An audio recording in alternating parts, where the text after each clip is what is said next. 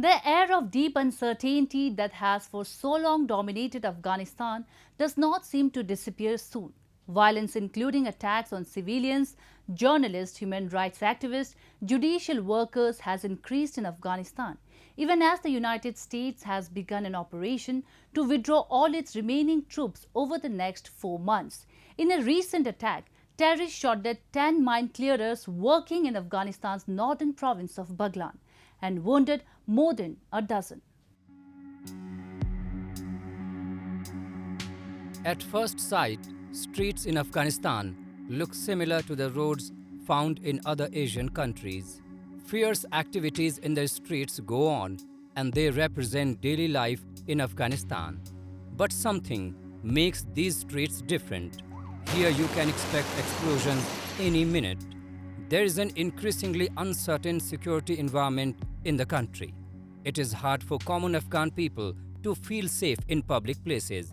Civilian casualties in Afghanistan witnessed a sharp rise since peace negotiations started in September last year, and there is no guarantee that foreign troop withdrawal will bring to a close the far longer conflict that has ravaged Afghanistan for 4 decades.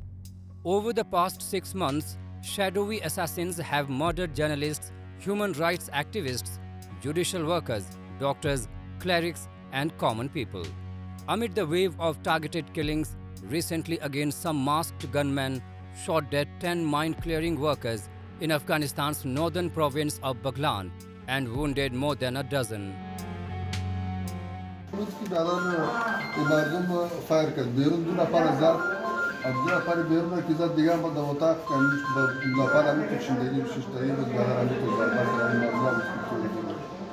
ما بيجي برضه فوري ناكل رخيص باز غلط باز دي خش بس كنتو كدوا ده يعني فايرا جريان ده وده نفر شهيد شو ده من جاي بجي دست ده سيدا چادا نفر زخمی يعني شفاعت. Violence has surged in Afghanistan since the US began to withdraw its last troops on 1st May. The departure of international troops comes amid a deadlock in peace talks between the Afghan government and the Taliban. Despite the February 2020 agreement with the US in Doha, the Taliban never stopped from using violence. Hence, many experts see the Afghanistan peace deal journey as a road to nowhere. The road to nowhere, this particular statement hides the real danger that Afghanistan is in. This is a road to anarchy.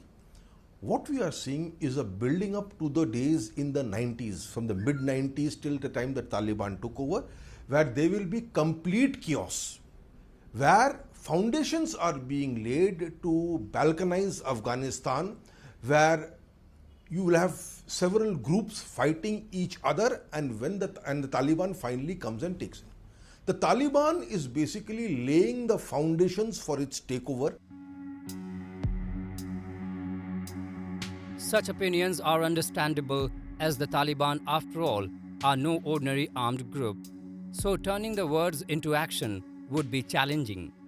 When the future of Afghanistan is at stake, regional ambitions of a country also threaten to tear the nation apart from the outside.